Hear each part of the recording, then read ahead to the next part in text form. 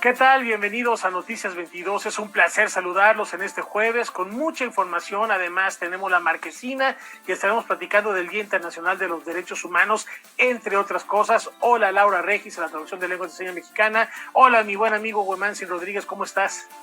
¿Qué tal, Rafael? ¿Cómo están, amigos de Canal 22 de Noticias 22? Pues aquí muy bien, tenemos mucha información que compartir con todos ustedes. Has mencionado parte de lo que vamos a ofrecer, el cine, que es costumbre todos los jueves, pero también información que es muy pertinente, Rafael, y que tiene que ver en este caso con los derechos humanos, y con ello vamos a comenzar. A un año de presentarse en el Teatro de la Ciudad de Esperanza Iris la iniciativa Voces contra el Poder en México, regresa pero en un formato digital a manera de micrositio para dar cuenta de lo importante que es la labor en la defensa de los derechos humanos.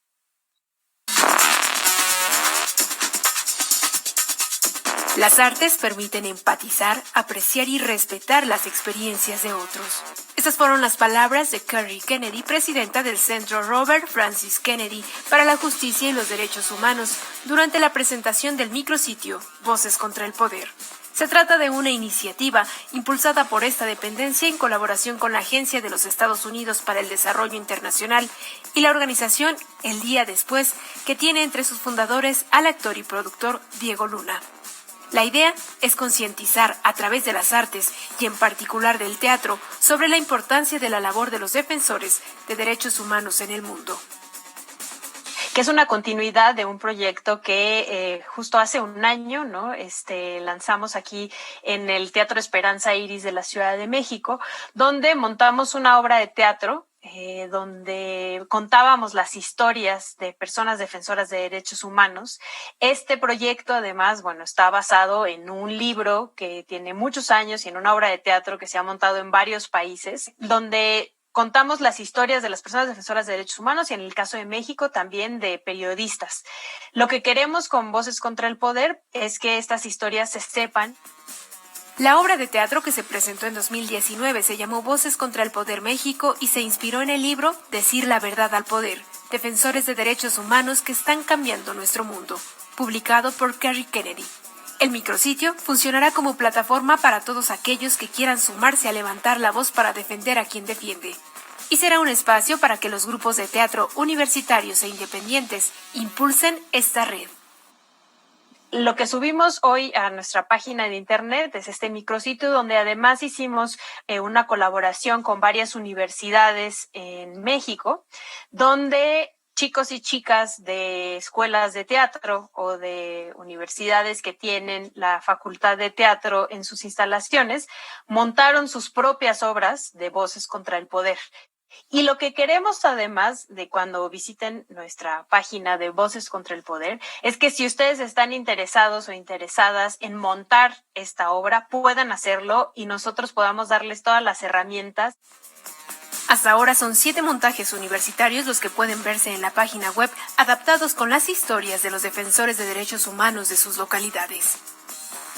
En el caso de México, uno de los personajes que tenemos es Miroslava Bridge, una periodista que fue asesinada en Chihuahua, y contamos su historia con la idea no de asustar a la población, sino que te des cuenta que esas mujeres, esos hombres, dejaron de lado su vida. Incluso algunos de ellos fueron asesinados, asesinadas, encarceladas, para luchar por tus derechos, o en el caso de los periodistas y las periodistas, para informarte, para buscar tu derecho a la información. El micrositio Voces contra el Poder se encuentra en la página del Día Después. Noticias 22, Karen Rivera.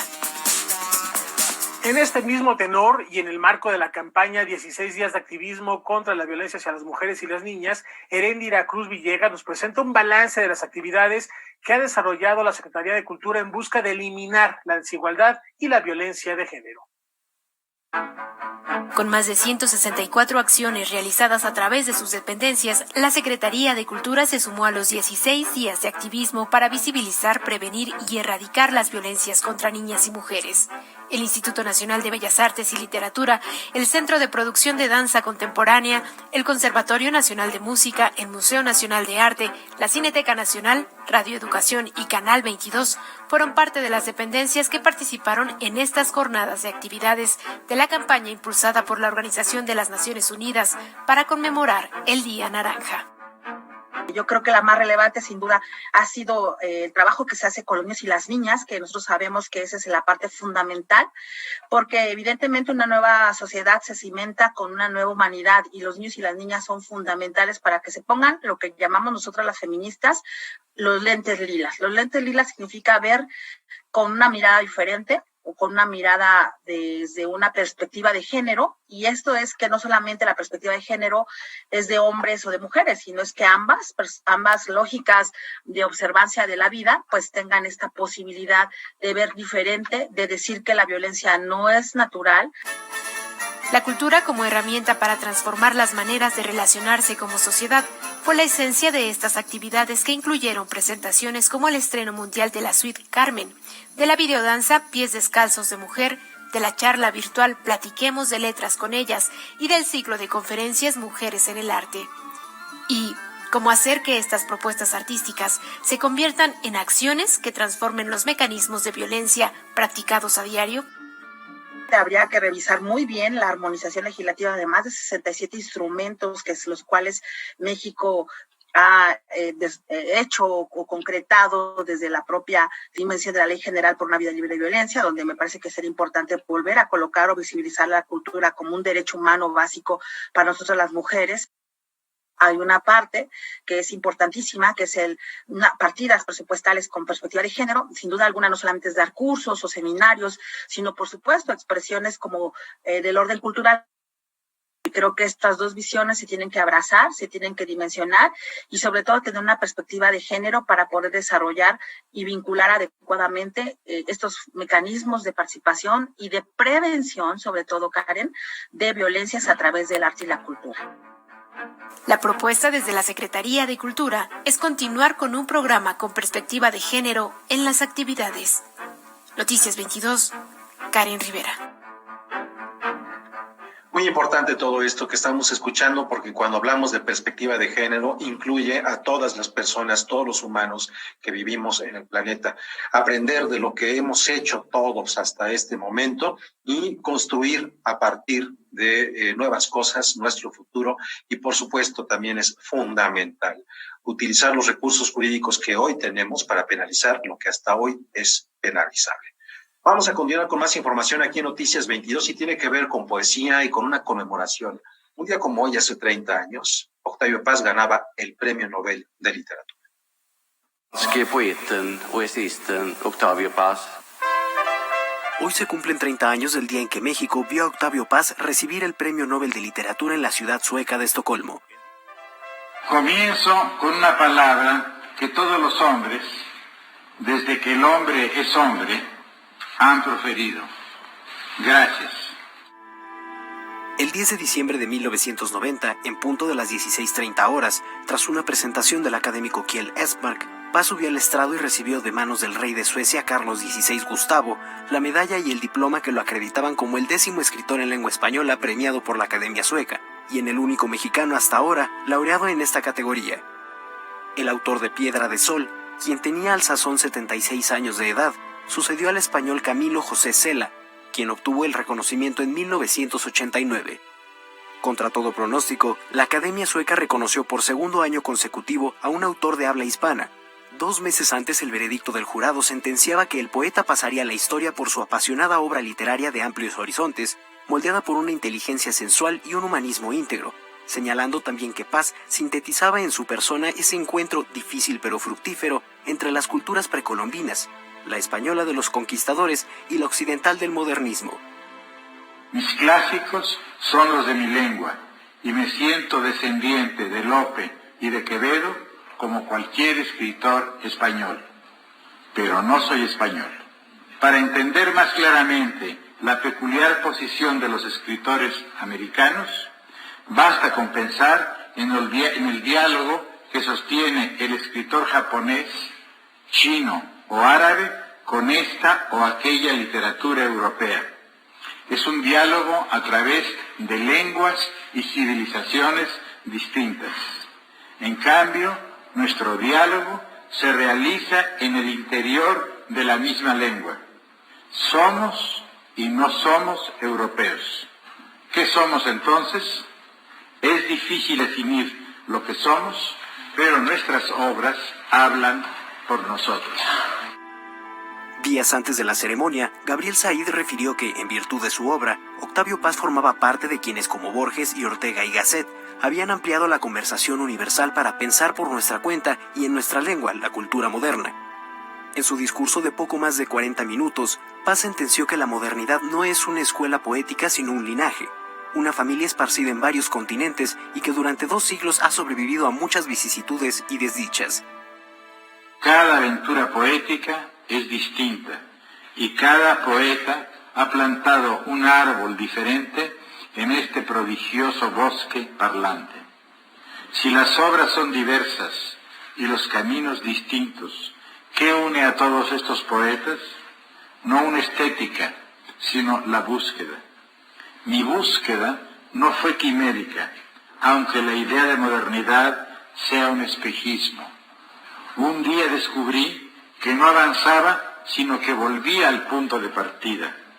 La búsqueda de la modernidad era un descenso a los orígenes. La modernidad me condujo a mi comienzo, a mi antigüedad.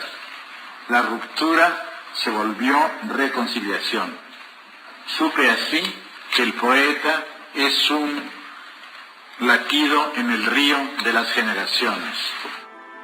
Con información y texto de César H. Meléndez, Rodrigo Peredo, Noticias 22. Momento para hacer una pausa aquí en Noticias 22. Volvemos con más.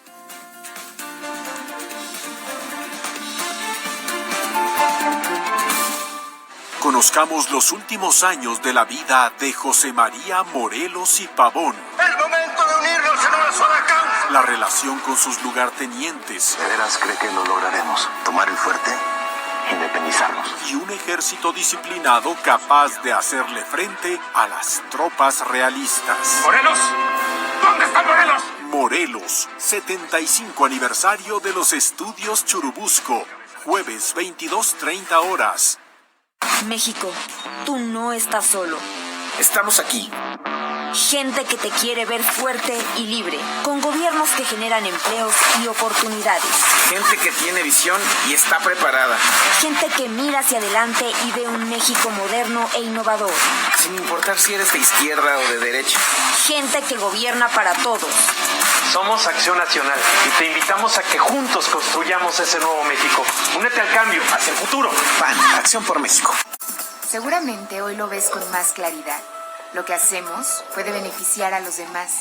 Es necesario que te cuides del coronavirus porque así nos cuidas a todas y todos. Es cuestión de salud y cultura cívica. Sigue las recomendaciones de las autoridades de salud e infórmate. La Facultad de Medicina de la UNAM y el INE también te ofrecen información en INE.mx. Tu participación es lo más importante.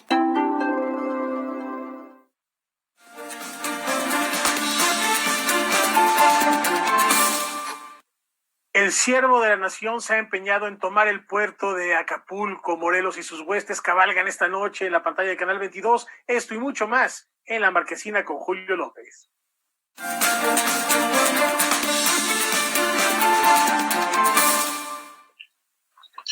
¿Qué tal, amigos? Muy buenas noches. Rafael Huemansin, como saben, es jueves de cine en Noticias 22 y también es jueves de cine mexicano aquí en Canal 22. Hoy se presenta la película Morelos y para hablar justamente de ella, esta noche nos acompaña el director Antonio Serrano. ¿Cómo estás, Antonio? Hola, Julio. Muy bien. Gracias por la invitación. Gracias por estar con ustedes. Pues ya lo platicábamos un poquito fuera de cámaras, ¿no? Que esta película se estrenó en el lejano 2012, en noviembre de 2012, y es parte o funcionaba como una especie de secuela de una película histórica que también había realizado, que era Hidalgo, la historia jamás contada. Y bueno, aquí ahora nos presentas otro de los personajes clave en el movimiento de independencia, que es Morelos, interpretado por Dagoberto Gama. Es una película que causó mucha sensación en su momento, mi querido Antonio. Sí, sobre todo fue una película pues con grandes apuestas de producción, porque finalmente la segunda parte de la independencia de México fue llevada a cabo por Morelos, y es apasionante la historia de este hombre, porque de ser un cura, de ser un arriero que transportaba mercancías, se volvió en un estratega y en un gran político que creo que sentó las bases de esta nación. Promulgó una constitución, los famosísimos sentimientos de la nación. Entonces, y además, digo, tuvo batallas exitosísimas y derrotas cruelísimas que había que representar y que había que llevar a la pantalla. Son 5 años los que estuvo Morelos luchando, y aquí pues escogimos los de la cuarta campaña en adelante, un poco para sintetizar la vida y los logros heroicos de este hombre, ¿no? Y espero que eso lo hayamos logrado reflejar en la pantalla. Bueno, siempre hay polémica cuando se lleva a la pantalla grande hechos históricos, ¿no? Y en su momento también Morelos causó cierta controversia. Pero bueno, también hay que entender que esta es una película que mezcla la realidad con la ficción. Había que inventar algunas cosas. Y en ese sentido, ¿qué tanta libertad te tomaste para justo reinterpretar a este personaje, a este Morelos que vemos, como ya lo decía, encarnado por Dagoberto Gama? Pues mira, leímos muchos libros, muchos documentos, y finalmente, pues la historia es eso, es un sinfín de subjetividades de personas que la presencian o estuvieron o les contaron, pero pues es una cosa absolutamente, como te repito, subjetiva. Yo como que pescaba los rasgos que más me interesaban de Morelos, y pues traté de crearle un carácter. A diferencia de Hidalgo, la película que hicimos anteriormente, en la que descubrí a este Hidalgo lúdico, desmadroso, fiestero, y además todo un intelectual de su época, un afrancesado, porque estaba con las teorías de la enciclopedia. Morelos era una persona como mucho más reservada, más críptica, pero con unas dotes de líder y de oratoria que a mí siempre me llamaron la atención. Y además escarbamos y encontramos que también tuvo vida amorosa y tuvo descendencia, y era un cura, lo cual pues también se nos hizo fascinante. Y por ahí también existe como un poco el drama del nacimiento de este país, que es estos dos bandos que fueron los yorquinos y los escoceses, las logias, y luego los liberales y los conservadores, pero ya se da desde esa época. Él fundó un congreso y el congreso lo traicionó. Él dio la vida por defender al congreso, que él había creado, porque había que respetar la ley. Entonces, todo este juego de traiciones que lo acompañaron durante toda su vida de independentista, también creo que nos fascinaron a Leo Mendoza, a mí, a Luis Urquiza, que es el productor, y pues es lo que contamos. Sí, tienes ahí un gran elenco, ¿no? Está Stephanie Sigman, y por ejemplo, ahí entre los personajes que aparecen, que tienen cierta relevancia, ¿no? Pero que actores que con el paso de los años su carrera ha despuntado, tienes un jovencísimo Luis Gerardo Méndez por ahí entre tus filas, acompañado de otros ya grandes como José María Yasky. Sí, Luis Gerardo Méndez estuvo también conmigo en Hidalgo, hacía también un pequeñísimo papel de un estudiante cuando Hidalgo daba clases en Valladolid. Y aquí efectivamente también creo que Aliceaga, uno de los congresistas, al cual retratamos como un tipo bastante pesado, que ahí se dividían los que querían independizarse completamente de España y los que querían seguir siendo una monarquía constitucional representada por Fernando VII, que en esa época estaba fuera de España porque había Napoleón tomado a la península. Entonces ahí en esa lid está Luis Gerardo Méndez. Peleándose con los demás. Aspic también está. Hace Ignacio Rayón.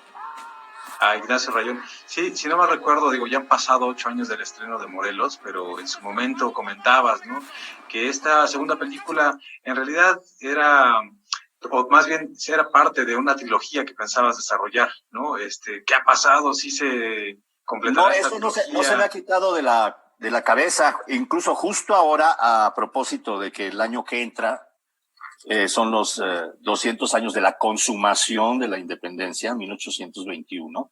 Pues estamos escribiendo una serie de 5 capítulos, estamos moviéndola, en donde vamos a contar eso, el final de esta historia y el nacimiento de la nación mexicana. Entonces, pues ahí se darán sus encontronazos Vicente Guerrero y Agustín de Iturbide. Pues ya lo estaremos esperando. Muchísimas gracias, Antonio Serrano, por esta entrevista. No, a ustedes por la invitación y por proyectar Morelos hoy en el Canal 22. Saludos a todos y muchas gracias. Ahí lo tienen, Morelos, hoy a las 10:30 de la noche por Canal 22, no se lo pierdan, completamente gratis. Hace bastante tiempo que no se ve, digamos, en televisión abierta esta película, pero bueno, esta es una oportunidad única.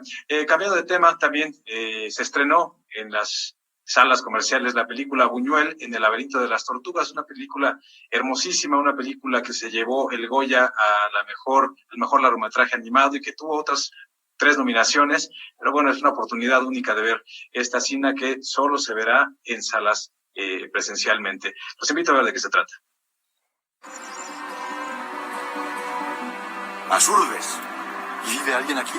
Buñuel en el laberinto de las tortugas es una película de animación que conmueve y sorprende. Un filme que mezcla ficción y realidad para contarnos cómo Luis Buñuel filmó el documental Las Urdes, Tierra sin Pan. Es difícil discernir qué es verdad y qué es mentira, pero queda claro que el cineasta es un personaje digno de una película y que este retrato está a su altura. Buñuel pasaba una mala racha y su amigo y productor Ramón Acín le prometió que si se sacaba la lotería iba a financiar su próxima película, y así sucedió. Ramón es una pieza clave en esta historia, pues se convierte en la voz que cuestiona la ética y la moral del cineasta. Nosotros lo que hicimos en la película fue indagar un poco más en la persona y no tanto en el Luis Buñuel que todos hemos acabado conociendo, ¿no? Y tuvimos evidentemente que ficcionar un poco según qué cosas para darle un volumen dramático, ¿no? a la historia. ¿Y eso para qué? ¿Para que entre luz en las casas? En un osado acto estético, el director Salvador Simó decidió incluir en esta película de animación imágenes reales de Las Urdes, Tierra sin Pan, un documental sobre pobreza extrema, filmado en 1932, en el que Buñuel se tomó la libertad de incluir escenas fabricadas para darle mayor impacto. Teníamos que representar las urbes en esa película de animación, y yo creo que no había mejor manera posible que las propias imágenes de Luis Buñuel que rodó en el 32, que esta era su fotografía de las urbes. ¿Por qué íbamos nosotros a redibujar, a reinterpretar lo que ya hizo Luis Buñuel, ¿no? Entonces, el poder utilizar esas partes de su documental, lo que hacía de alguna manera era darle una veracidad a que la historia que estamos contando es de verdad. El rodaje de Las Urdes, Tierra sin Pan, cambió para siempre la visión de Buñuel como cineasta, y ese proceso aquí queda retratado. ¡Hombre, vámonos de aquí! ¡Se está acabando la película! Su primera película que hace como autor es Los Olvidados. Y tú pones Los Olvidados al lado de Las Urdes y una es la consecuencia de la otra. El artista que hizo Los Olvidados es el mismo artista que hizo El perro andaluz y La Edad de Oro, pero ahí en medio pasó algo que le hizo cambiar totalmente de opinión, que le cambió por dentro como cineasta, ¿no? Señora, Buñuel en el laberinto de las tortugas sorprende por su originalidad, pues nos muestra una faceta diferente de un personaje del que aparentemente se había dicho todo. Lo podrá ver jugando con las nubes. Noticias 22, Julio López. Bueno, pues ahí lo tienen. Es una película que, ya les decía, no se pueden perder, ¿no? Está increíble. Como tampoco se pueden perder, digamos, uno de los últimos festivales del 2020, de este atípico 2020. Cínica llega a la Cineteca Nacional y también llega de manera híbrida en su plataforma digital para el disfrute, pues, de todos los de toda la gente que gusta del cine y la música. Los invito a ver de qué se trata, se va a poner muy interesante. Solo acontecerá este fin de semana. Sorteando múltiples adversidades, el Festival Cínica celebra su tercera edición de manera híbrida, un encuentro cinematográfico que toma como eje central al cine y la música. Este año tienen como país invitado a Bolivia. Nosotros en algún momento sí pensamos, pues a lo mejor no realizar el festival debido a que no había las condiciones, ¿no? Pero poco a poco se fueron dando las opciones y pues afortunadamente pudimos levantar el festival. Las funciones presenciales se realizarán en el foro al aire libre de la Cineteca Nacional. El viernes a las 19 horas se presentará Acts of Resistance, Heavy Metal Music in Latin America. El director Nelson Vargas Díaz nuevamente documenta cómo los músicos y fanáticos usan el poder de la música para la transformación social. El sábado a las 18:45 horas se exhibe un programa doble, El murmullo del viento de Nina Guara Carrasco y Ausencias de mí de Melina Terribili, que presenta un trabajo sobre el político y activista uruguayo Alfredo Zitarrosa. El domingo se realizará el estreno mundial de Aquí no pasa nada de Pilar Ortega, sobre una banda que revolucionó el rock mexicano. Y ese mismo día, a las 7 de la noche, vamos a pasar 3 cortometrajes, ¿no? Mujer Espíritu y El Superhéroe son 2 pequeños videoclips que tienen, la verdad, una animación increíble. Y luego cerramos con Wakandú, un cortometraje de Benjamin Arcand, de Canadá, que ya se ha presentado en diferentes festivales y pues como tiene pues una historia, la verdad, divertida y el jazz como de música de fondo, pues se nos hizo increíble. La programación virtual es diferente a la presencial, a través de la página de Facebook de Cínica y su canal de YouTube, y también por las redes sociales del Faro de Aragón, podrás ver otros títulos. Antes hay que revisar su programación, pues algunas películas se transmiten en horarios específicos. Noticias 22, Julio López. Bueno, pues ahí lo tienen y no olviden que este sábado también se proyecta por la pantalla de Canal 22 la película El atentado de Jorge Fons y terminando se proyecta otra gran película que se llama Mi papá, se llama Lola, ¿no? Y el domingo se presenta Antes del invierno, ¿no? Son películas que se han presentado en otras ediciones dentro del marco del Tour de Cine Francés, ya van caladas y van muy recomendadas, mi querido Rafa. Excelente, bueno, ya con esta doble recomendación, no nos separemos de la pantalla de Canal 22. Muchas gracias, Julio, un abrazo, nos vemos la próxima semana. Y a propósito de temas cinematográficos, también queremos aprovechar para enviar un abrazo y una felicitación a la Cineteca Carlos Monsiváis del Centro Cultural Tijuana, que están celebrando su 9º aniversario. Para dar un balance de las actividades, se presentó en el recinto y también hacer un poco de memoria de las personalidades que han transitado por el mismo. Se presentó, como les comento, el video conmemorativo, el recuento de los años. Ustedes pueden consultar el video, solo tienen que ingresar a la página del perfil de Facebook del Centro Cultural Tijuana y celebrar juntos el aniversario de su Cineteca Carlos Monsiváis. Enhorabuena, un fuerte abrazo. Y a propósito de lo que comentaba Julio de no separarnos de la pantalla de Canal 22, buen Mancín, tenemos otra recomendación más inmediata. Sí, Rafael, como todos los días hacemos una atenta invitación para que se quede con nosotros aquí en la señal de Canal 22, terminando este espacio informativo. El día de hoy le toca a Jacaranda Correa en Debate 22, en donde recibirá al analista político Hernán Gómez Bruera para hablar de su más reciente publicación, El color del privilegio. No se lo pierda hoy a las 9 de la noche, 21 horas, aquí en la señal de Canal 22, terminando Noticias 22. Hacemos una pausa y volvemos con más.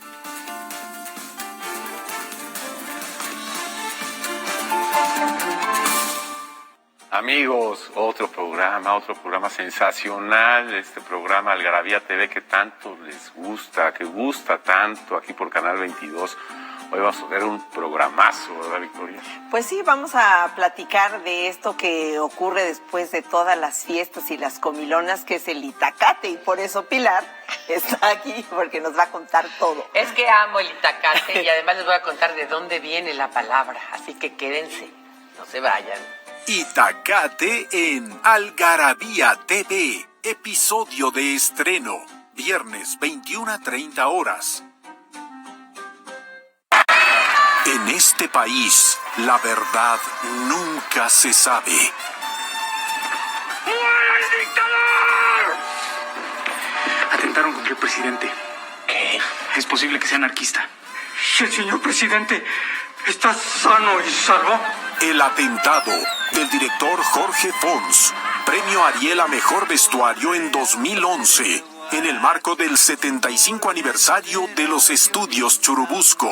Cinema 22, estreno, sábado 22:30 horas, por Canal 22. La cultura se ve en todas partes. El Poder Judicial de la Federación avanza en la implementación de la reforma laboral en beneficio de todas y todos. En esta primera etapa se han llevado a cabo diversas acciones. Concursos de oposición abiertos para integrar los nuevos tribunales laborales con base en reglas de paridad de género. Jornadas de sensibilización y capacitación en todo el país. Uso de nuevas herramientas tecnológicas para agilizar la gestión en esta contingencia sanitaria. La justicia no se detiene. Consejo de la Judicatura Federal. El poder de la justicia.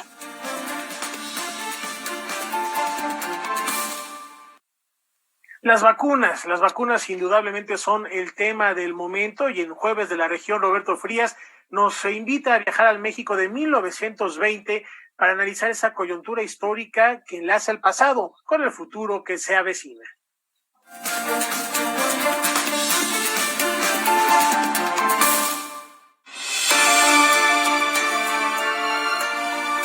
José Vasconcelos se convierte en rector de la Universidad Nacional en junio de 1920.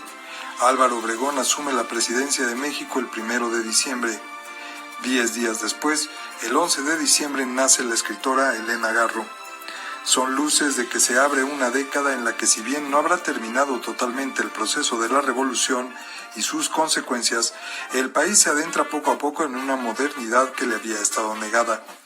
Y mientras la historia avanza un poco más, el país se va despidiendo con gozo de lo que queda de la gripe española. La sociedad se recompone y se restablece el ocio. Hay bailes y música hasta altas horas de la noche en muchos lugares del centro histórico de la ciudad. Se escucha el jazz y sus ritmos. Se discute acaloradamente sobre la Revolución Rusa y sobre feminismo. Algunas mujeres fumaban, leían y discutían cuestiones feministas y tomaban mayor control de sus cuerpos, sus modas y sus posiciones ciudadanas y políticas, lo que incluía discutir más ampliamente su acceso al campo laboral y su derecho al voto. Las diferencias sociales siguen siendo muy pronunciadas, así lo demuestran las ropas, donde la clase menos privilegiada viste con el calzón de manta, los guaraches y el zarape, y los más acomodados copian la moda estadounidense del traje de 3 piezas, la corbata y el carrete. No hay radio, pero sí hay teléfono. Los tranvías eléctricos y los automóviles y autobuses van sustituyendo a los carros tirados por animales. En resumen, se trata de un nuevo mundo. Un mundo raro que sí es diametralmente opuesto al que apenas acababa de existir en las últimas 2 décadas. Y esa rareza también estaba plagada de incertidumbre por el futuro. ¿Quién sabe qué habrá de suceder cuando terminen de construir el Palacio de Bellas Artes? Ese elefante blanco que nos mira silencioso, pensarían los habitantes de aquella ciudad. Pero la incertidumbre es también una certeza, la de que se aproxima la posibilidad del cambio. Esa modernidad en la que tantas esperanzas se pusieron se desarrolló con una doble hélice, conformada por muy diversos beneficios y perjuicios. Seguramente hubo muchos en esa extraña Navidad de 1920, llena de sorpresas y descalabros que hicieron pensar en esa incertidumbre y en esas posibles esperanzas. Quizá así se ve ahora mismo nuestro futuro. Justo cuando comienzan a llegar noticias de las nuevas vacunas, no es ilógico que contemplemos con incertidumbre y escepticismo su efectividad. Pero la Navidad de 1920, vista 100 años después, nos deja claro que a pesar de que muchos acontecimientos humanos se repiten, tanto la desgracia como la esperanza tienen una curiosa manera de colarse en la realidad por donde menos las esperamos.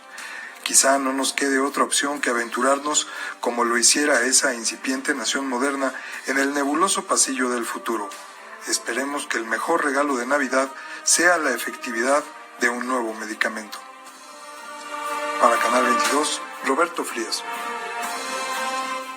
Y rememorando algunos otros momentos de pandemia, no hay que dejar de lado, por ejemplo, que a un tipo como Erasmo de Rotterdam o como a William Shakespeare o a otro importante músico británico, John Dowland, les tocó vivir momentos de pandemia y que parte de sus creaciones y reflexiones han sido determinantes en la historia de la humanidad. Vamos con más, vamos a hablar ahora de MUTEC, un festival del que hemos hablado en muchas ocasiones aquí en Canal 22, en Noticias 22. Este Festival Internacional de Creatividad Digital, MUTEC, renueva su formato ahora en tiempos de pandemia con una programación híbrida con transmisiones simultáneas entre Japón y México. Y Leo Méndez, artista invitado del encuentro, nos comparte algunos de los atractivos que encontraremos en esta edición.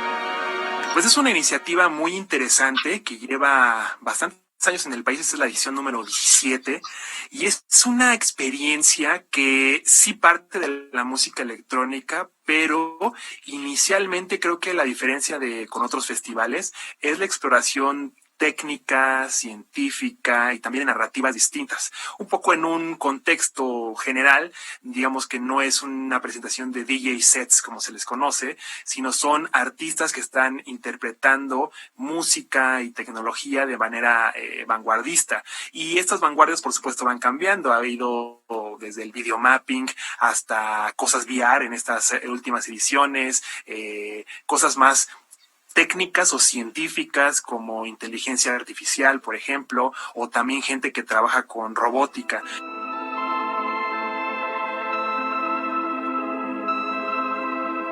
Daito Manabe, que es uno de los que se presenta, tiene un cuerpo de trabajo bastante interesante en el tema exploratorio, pero sí tiene que ver mucho con su realidad de vivir en Japón, ¿no? Cuando ves a artistas mexicanos, ¿no?, que se presentan en ediciones, también siento que tienen un contexto, ya sea en la parte audiovisual, en la parte de exploración sonora o en el tipo de estética que maneja. Entonces, por ejemplo, el año pasado, un colega que estimo mucho, Luis Trasto, se presentó en Montreal, ¿no? Y por amigos en común, unos buenos amigos tuvieron la oportunidad de verlo.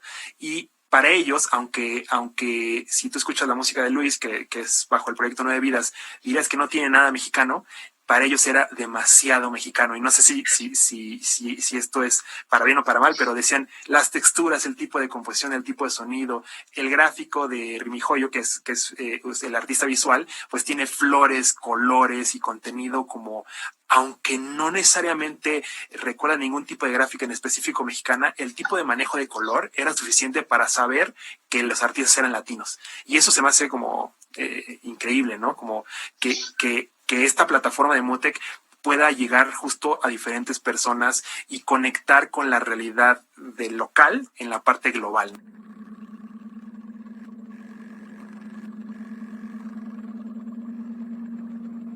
Y lo interesante de todo esto es que vienen también como nuevos artistas que están explorando como distintas partes interesantes de la técnica y que lo haces ver un poco, por así decirlo, medio cyberpunk, vamos a llamarlo con ese término, ¿no? Vamos a ver cosas de robótica, por ejemplo, en esta edición, y eso me parece como sensacional. Siempre como hay ver a alguien trabajar con una máquina en un aspecto no corporativo, sino un aspecto más artístico, siempre es muy lindo porque habla mucho de cómo el lenguaje humano se puede adaptar a distintas cosas y siempre el arte es como una vía de darle la vuelta a la técnica.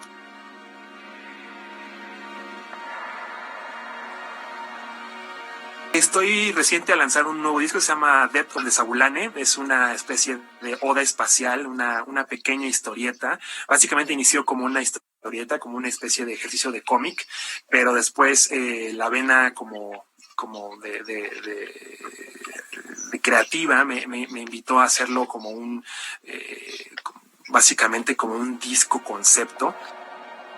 Es un set 45 minutos aproximadamente, lleno de máquinas, de sintetizadores ejecutadas en vivo y con ahí un apoyo visual de estos pequeños cartones que cuentan la historia de Phantom, que es el personaje de esta historia fantástica. Se llama Death of the Sabulane. Y ya que estamos en el terreno musical, les platico que Alex Mercado, a quien enviamos un fuerte abrazo, cierra este 2020 con la presentación de su segundo libro y un nuevo material discográfico desde el encierro por la pandemia. Vamos a ver de qué se trata. Este tiempo de confinamiento le sirvió a Alex Mercado para terminar un proyecto doble. Se trata del disco Exilio y de su segundo libro que lleva por título El sublime proceso del lenguaje musical. En este volumen, el compositor realizó un ensayo en el que compartió un método pedagógico más cercano a la aproximación natural del lenguaje de la música. Y en el libro, pues, vierto toda mi experiencia, mi conocimiento y mi sentir, sobre todo al experimentar una relación con este lenguaje ya de 30 años, desde que comienzo mi formación en la música. Así es que primero nace el libro en un proceso de 4 meses, en donde expreso por qué el lenguaje debe de ser considerado y aprendido como nuestro idioma materno. Es un tema que se ha tocado, que el método Suzuki aborda, que Victor Wooten, el gran bajista estadounidense, lo comenta en sus pláticas. Yo lo platico desde mi perspectiva, haciendo un análisis minucioso de por qué la música es un lenguaje y cómo se parece, cuánto se parece al idioma materno y qué tan lejos está la academia de enseñarlo de esa manera. Es decir, no solamente expongo que está lejos de enseñarlo de esa manera, sino que lo enseña totalmente al revés, a través de una serie de conceptos, teorías, ejercicios que se convierten en un requisito para poder hacer música. Exilio, en donde Alex Mercado es acompañado por Gabriel Puentes en la batería e Israel Kupich en el contrabajo, nos presenta 11 composiciones realizadas durante la pandemia y hace referencia a distintos momentos de la vida relacionados con el cambio, la transformación, la trascendencia y el viaje. Al escuchar estas piezas, que se imagine una aventura, un viaje hacia lo desconocido, con toda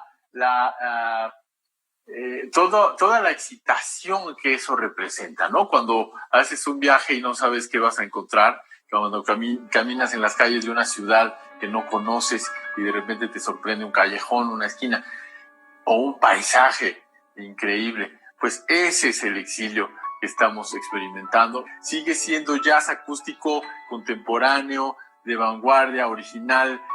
Siempre quiero refrendar esta propuesta de composiciones originales que inicia con el disco de Watcher en 2012. La presentación del disco y el libro, ambos apoyados por el FONCA, será el viernes 11 de diciembre a las 17 horas en el Auditorio Blas Galindo del CENART. Noticias 22, Alberto Aranda. Bueno, y comentarles que sí, este libro es el que se va a presentar por allá. Yo lo estoy leyendo y ya yo creo que lo acabo esta noche. La verdad, está buenísimo, un trabajo muy interesante de lo que ha hecho Alex Mercado. Y mencionaba por ahí a Victor Wooten, este destacado bajista reconocido y que ha estado en México a través de la agrupación de Bella Fleckner Flexons. Verdaderamente maravilloso qué es la improvisación y de qué manera hacerlo. Y una cosa interesante del libro es que todas las personas tenemos acceso y posibilidad a ese lenguaje que es la música, solo hay que descubrir las formas para hacerlo. Bueno, vamos a hacer una pausa. Antes de eso queremos compartir con ustedes que la Secretaría de Cultura trabajará en un documento internacional para el respeto de los derechos colectivos de las comunidades indígenas. Esto se dio a conocer a través de una sesión virtual en donde la titular de Cultura del Gobierno de México, Alejandra Frausto, y la embajadora Socorro Flores y los embajadores José Bremer y José Ramón de la Fuente acuerdan una ruta de trabajo. Les comentamos esto, seguiremos por supuesto en la información al respecto, así que con esta información hacemos una pausa y volvemos de inmediato.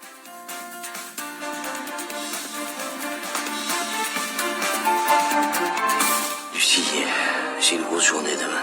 Toi, t'as toujours des grosses journées bien pleines. La vida de Paul y de Lucy es en realidad lo que habían soñado. Vous savez, je vous connais. Vous m'aviez opéré. Je m'en souviens pas, je suis désolé. Vous aviez été gentil. C'est qui cette fille que tu as accompagnée? Tu veux me parler? Parler? De quoi? Je m'appelle toujours dans les moments durs. Quand est-ce que tu penseras? Antes del invierno, del director Philippe Claudel, Cinema 22 de 5 estrellas. Domingo, 22:30 horas.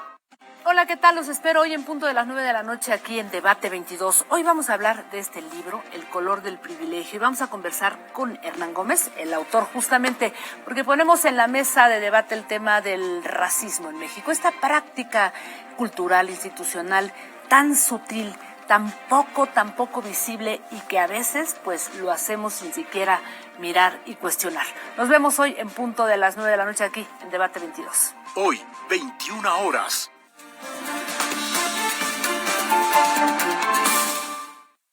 Desde 2001 se reconocen como pueblos mágicos aquellos lugares que por su amplia cantidad de símbolos y leyendas forman parte del imaginario colectivo de la nación. Hoy, en voz del secretario de Turismo, Miguel Torruco Márquez, conocemos los 11 pueblos que se suman a esta lista.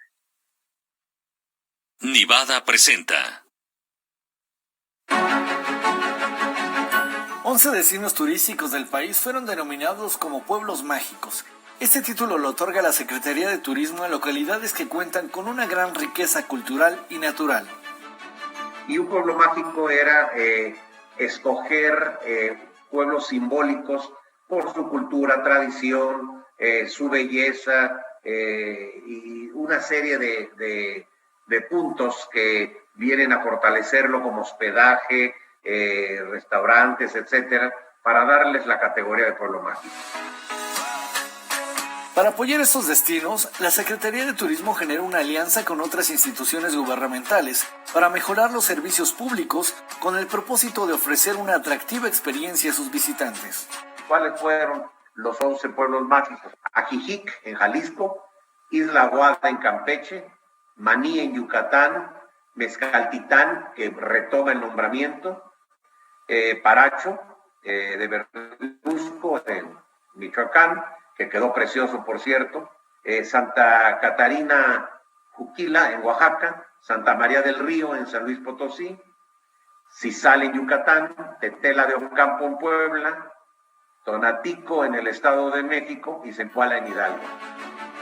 El sector turístico en el país representó en el año 2019 una derrama económica de $104 mil millones, de los cuales el 84% correspondió a la movilidad interna.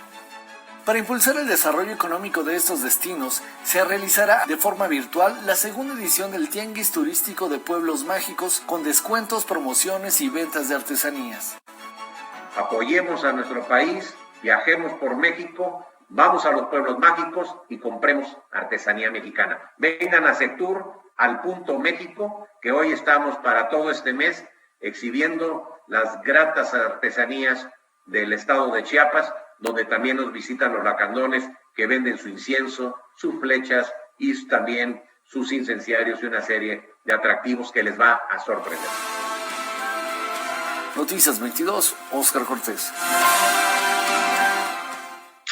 Y bien, de estos pueblos mágicos, que sí, por supuesto, resultan muy interesantes, pero también hay que entender que esta concepción está profundamente ligada a una visión de turismo. Vamos a cambiar ahora a teatro. Tienen hasta el 20 de diciembre para disfrutar de la obra Fariseos de Hugo Alfredo Hinojosa, una propuesta escénica que retrata la desastrosa realidad penitenciaria de nuestro país. En un reclusorio plagado de políticos corruptos, narcotraficantes y secuestradores, estalla un motín contra las autoridades y surge la disputa sobre quién debería quedar al frente de ese lugar, los políticos que saben gobernar o los narcos que dominan con miedo. Mientras tanto, el ejército se apodera de la prisión. Esta es la trama de Fariseos, obra del dramaturgo Hugo Alfredo Hinojosa, que se presenta en el Teatro Raúl Flores Canelo del Centro Nacional de las Artes en una corta temporada hasta el 20 de diciembre. La obra, comisionada por el Programa Internacional de la Royal Court Theatre de Londres para ser parte de las celebraciones del Año Dual México-Reino Unido 2015, muestra la desastrosa realidad penitenciaria mexicana, creando una alegoría urbana y posmoderna donde los presos creen firmemente que tienen la libertad para decidir qué hacer con sus vidas y su entorno en este micromundo carcelario que los contiene. Pues nos dieron carta abierta cuando se comisionó la obra, ¿no? Solamente nos dijeron que querían que se escuchara la voz de México. Y dije yo, bueno, pues perfecto. Desde hace mucho tiempo traía la idea de escribir una obra acerca de un reclusorio. No daba yo como con la forma de escribir la obra. Y al final de cuentas pensé, por el momento que estábamos viviendo, pensé en hacer una metáfora desde la prisión de lo que es la sociedad mexicana contemporánea. En términos políticos, en términos sociales, en términos de violencia. Hay crítica dura, pero es una crítica dura a la sociedad contemporánea mexicana, ¿no? Y en todo caso, la verdad la podemos equiparar con todo lo que está ocurriendo en Latinoamérica y en otras partes del mundo. Es una meditación del poder, digamos, pero desde una prisión. bajo la dirección de Víctor Winstock, quien concibe a Fariseos como un cabaret infernal, una prisión eterna y reiterativa, una máquina de torturas infinitas. La puesta en escena utiliza recursos como máscaras y jaulas que crean una atmósfera salvaje y aterradora. Sin embargo, inicialmente no estaba planeada así. La primera visión que tuvo Víctor para la puesta en escena, nosotros apostábamos al cuerpo del espacio vacío. Y lo que ocurrió es que cuando entramos en el encierro de la pandemia y cuando se empieza a abrir de nuevo todo esto, y que empiezan a salir las nuevas reglas para poder estar en escena en los departamentos, entonces a lo que apelamos entonces fue a rediseñar por completo la puesta en escena, lo cual estuvo muy interesante porque al tener esas limitantes, entonces tuvimos que ejercitar la imaginación para darle la vuelta al montaje y volverlo atractivo desde la plástica de la dirección, lo cual genera otro tipo de caos que se potencia de una manera brutal. La obra, que dura 3 horas, se dividió en 2 partes. La primera se presenta los jueves y sábados, mientras que la segunda se escenificará los viernes y domingos. Aunque las obras se pueden entender con solo ver una de sus partes, se recomienda ver ambas presentaciones para tener una experiencia completa. Noticias 22, Omar Vera. Llegó el momento de despedirnos y, como es costumbre, lo hacemos con música. Esta noche recordando al compositor y organista belga César Franck a 198 años de su natalicio, y con esto les damos las gracias y los esperamos el día de mañana. Hasta mañana, Weman. Nos vemos mañana, Rafa. Buenas noches a todos.